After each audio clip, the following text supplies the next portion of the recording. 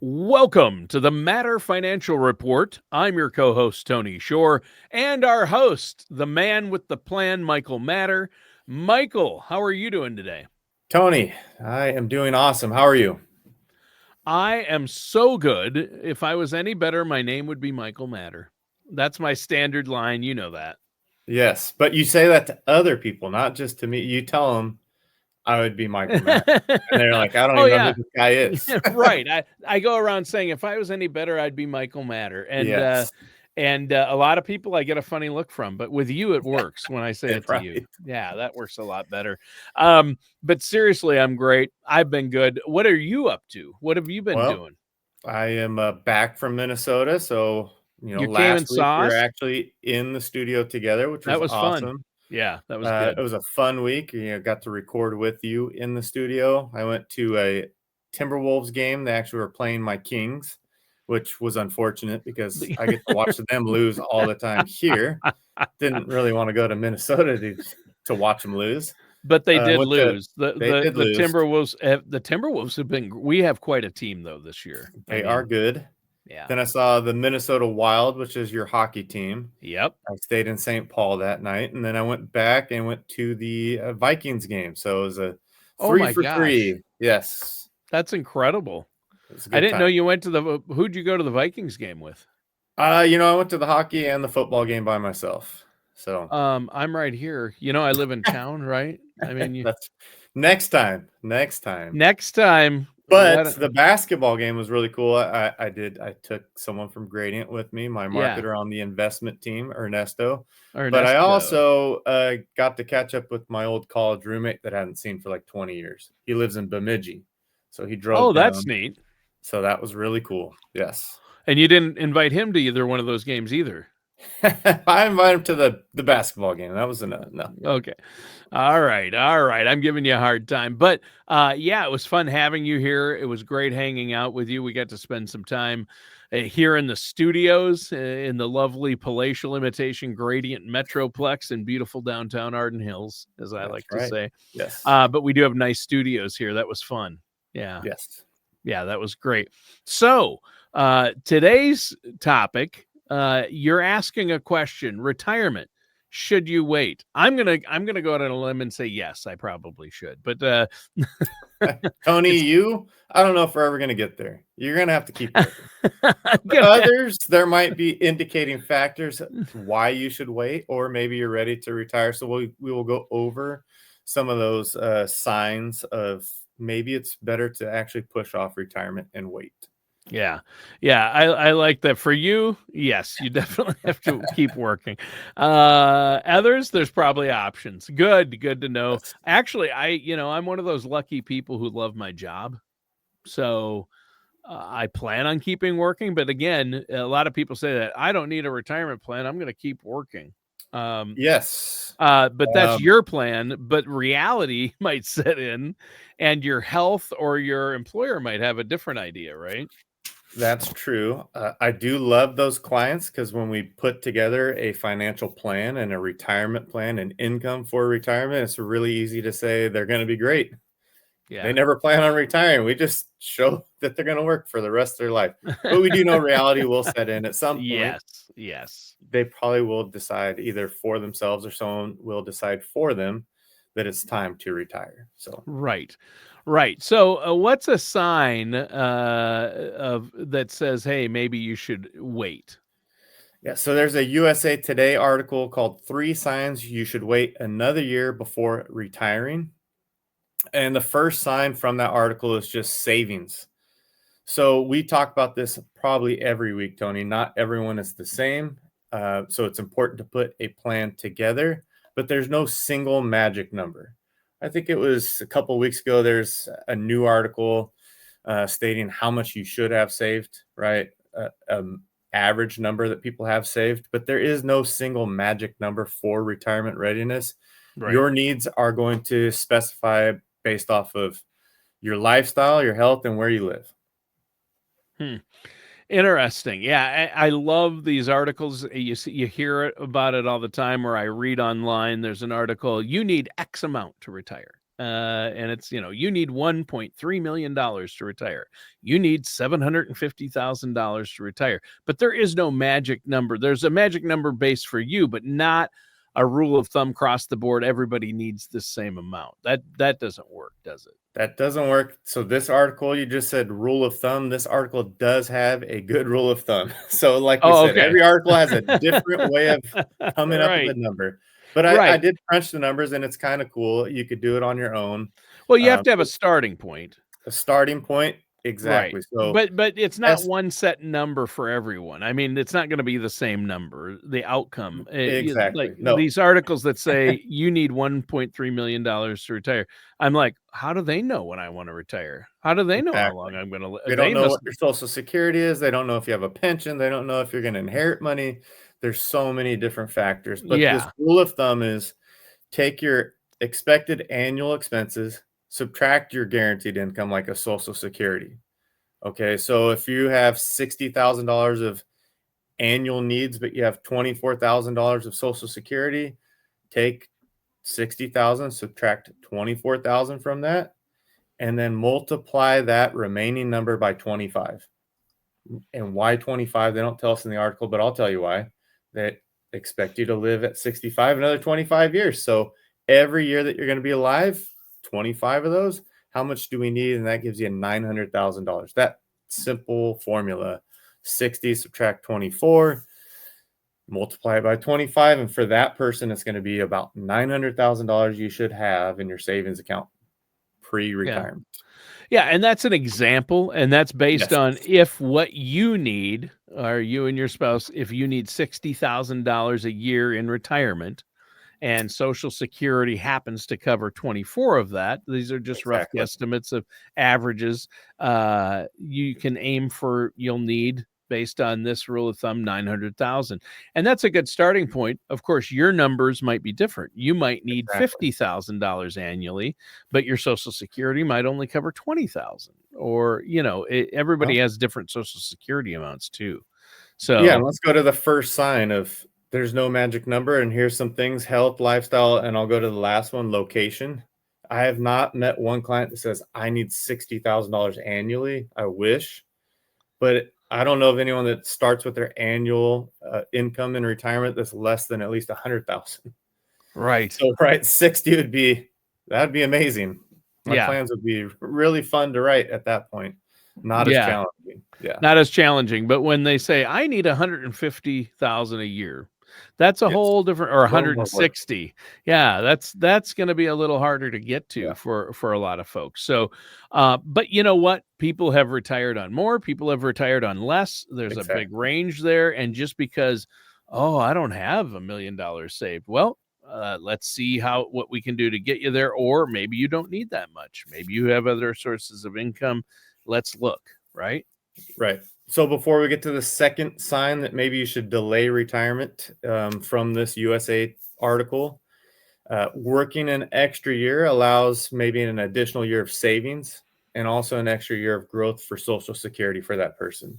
So every year that you delay, your Social Security goes up by 8% until it maxes out at age 70.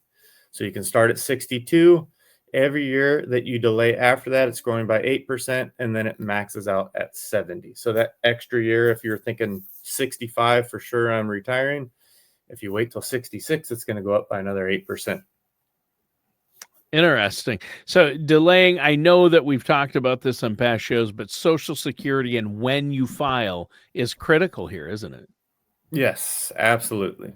Yeah. I mean, that's a huge difference. If you file early at 62 versus waiting till your full retirement age at 67 to file, you're talking about 30% less in monthly payments by doing that. Compounding, right? Yeah. And then 8%. So if you wait until 70, if you'd let it roll up till 70, that's an even bigger gap. We're talking about in some cases, hundreds of thousands of dollars over a lifetime that you could be missing out. But again, nobody knows how long they're going to live. Everybody has a different sweet spot or set of circumstances. So you might need to file at 62, or it might be much better off to wait till 67 or 68 or 70. So You have a report, though, that you can run for people to help them with that Social Security maximization, right? Exactly. And I was just going to say that's exactly what it's called, the Social Security Maximization Report. Yeah, Let's find and that it's a sweet good spot one. for you. Yes. Yeah, and my wife and I had that run, and you can point out on there for people their spousal situations. It takes into consideration if you have a spouse and how that's going to affect your spouse, and when the best time for you to file would be based on what you know. Now, nobody knows when you're going to pass, but other than that, you might know your family's health history, your health history, and based on what other income you have and your current health and your current full retirement age and full insurance amount, you can really come close to figuring out, okay, here's when I should file. And it's not for everyone. It's not 62. A lot of people think it's always 62 because you get more checks. That's Right. not the right way to think, is it? And just on top of that, if it's a married couple, it's even more important to run that report Yeah. because, if one spouse passes before the other, which is pretty typical, Yeah. people don't usually pass at the exact same time. Only one of the two Social Securities will continue. We call this a widower's tax. There's a reduction in payments coming in because one Social Security check will stop coming in. We want to keep the higher one coming in. So Yeah. that's a part of the plan. The other part of that widower's tax is now you're filing for taxes as a single filer. So if Yeah. you still have a high income, right, these are parts of the plan that we want to work through. Yeah, I think that's great. So we're on to sign number 2. Sign number 2. What's the next sign that you might not be able to retire next year? We kind of talked a little bit about this, but it's healthcare. Okay. Healthcare Yeah. is going to be one of the biggest expenses in retirement. And if you retire before 65, you're going to be finding your own coverage if you are no longer on your employer's coverage and you don't qualify for Medicare yet, right? So you're going to have to find your own healthcare coverage, and that can be very expensive. So maybe waiting until at least age 65 to retire so that Medicare can cover that gap for you. Yeah, that's good. Well, and I know that especially this year, healthcare insurance, healthcare costs have gone up exponentially across the board, as I like to say. I mean, everything I've read and all the rate increases are just unbelievable. It is getting so expensive, and if you people don't realize, once you quit your employer's plan, Employers, your employer normally is covering probably half of your insurance costs. So whatever your premium is for you and your family from your employer, you're probably only paying half the actual cost. So if you leave your job and retire and you're not 65 yet, you're not eligible for Medicare, you have to cover it in that gap yourself. And that is going to be outrageously expensive at this point, right? yes. So options like COBRA or marketplace insurance are extremely expensive. Yeah, they really are. So get a plan in place for that. I know you can help people with that. You have you work with a team there that can help people, and I know it's really important to make sure healthcare costs and health insurance costs are figured in to your retirement income plan. And the costs don't stop once you get Medicare either. There's still costs involved. So But we there's can still deductibles and copays and yeah. Aunt Irma, right? We always like to bring up Aunt Irma. And IRMAA, there's Oh, IRMAA, there's your plans. premium, your Yes, Medicare premium can go up, and that's what yes. IRMAA is. So, there you go. So What's moving next? along, sign number 3 and its purpose. And for me, I think this is just as important as the financial aspect. It's just your purpose in life. So are you emotionally ready to retire? Not just you're financially ready to retire, but it's going to be a major life change for you when you don't have to go into an office any longer. Isolation, boredom. Uh, how are you going to fill those gaps? New hobbies, volunteer work, maybe a side hustle. So that's, I was thinking about this earlier as I was planning for the podcast today, Tony, and it's kind of compared it to maybe your senior year of high school. Your junior year is really important. If you could have one extra year in your workplace, it's kind of like your senior year. You can have senioritis where you've done all the important work. You've applied to the colleges you want to go to. You just have to make sure you don't mess up that last year. Your GPA doesn't just fall off the books. Right. But you've taken the hard courses. You've hopefully gotten accepted to the colleges. And this is kind of your senior year, where if your boss comes up to you and you're just tired of hearing it from him, you're probably, okay, guess what? Thank you so much. I'm leaving. That last year can kind of be that senior year where there's another phrase. I think it was whistle money, where you can just whistle while you work. You can make other people upset around you. Like the Seven Dwarves in Cinderella. I know I have a plan. Snow White. Yep, I'm financially ready to retire. I'm just here because I enjoy being here. But as soon as something pops up, I don't have to be here and I can leave. Yeah. So you want to be emotionally ready to retire as well, not just financially ready. Yeah, I think having a purpose, you need to have a purpose in retirement. I mean, you can't just, I'm going to hang out on the couch all day and catch up on my book reading, or binge TV shows, or I'm going to golf every day. That's not a retirement plan. Those are all fun things to do for a little bit, but you're going to hit a wall pretty quick if that's all you have. You have to have actual purpose, things that you need to do, something to get up for every day, something to keep you socially active and physically active. You got to have those things, or your retirement won't last long. You'll either be going back to work or you'll start having health problems right away. Yes. So it does make a difference, doesn't it? It does. Yeah, I think that's so it's huge. really important, Tony, to work with a financial professional like myself to have a game plan ready for it, so that you're not planning for retirement after you've retired. Yeah. So get a hold of us. Go to our website. We've added a Calendly link so you can actually book a 30-minute consultation with us online, so you can pick the time that works for you. You'll know that we're available. Just click on that link, pick a time that works for you. And we'll hold a Zoom meeting, or you can come into the office, or you can give us a call, 916-469-9016, and we can start to put together a financial plan for you and your family. Hey, that sounds great, Michael. Great show today. Again, there's no one-size-fits-all answer, and delaying your retirement isn't necessarily the worst thing, but you never know. You might be able to retire sooner than you actually expected. It depends, but you need to have someone look over your finances and your situation. Michael, I know that you love to meet with people, and this is what you do. This is how you help people in our community. So I encourage our listeners and viewers out there, pick up the phone, give Michael a call, go to his website, set up that no charge, no obligation consultation. Give that phone number and website address one more time. Yeah, thematterfinancialgroup.com, or give us a call, 916-469-9016. All right, sounds good. And that does it for today's episode of the Matter Financial Report with our host, Michael Matter.